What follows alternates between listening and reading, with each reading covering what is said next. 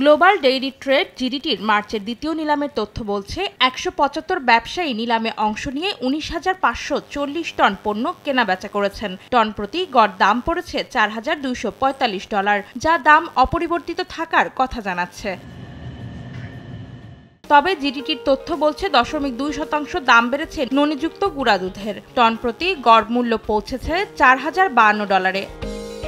ননি ছাড়া গুঁড়া দুধের দাম 0.৪% কমে $২,৭২৯ বিক্রি হয়েছে। আর্দ্রতামুক্ত মিল্ক ফ্যাটের দাম 1.৮% কমে টন প্রতি গড় মূল্য দাঁড়িয়েছে $6,৫৬১।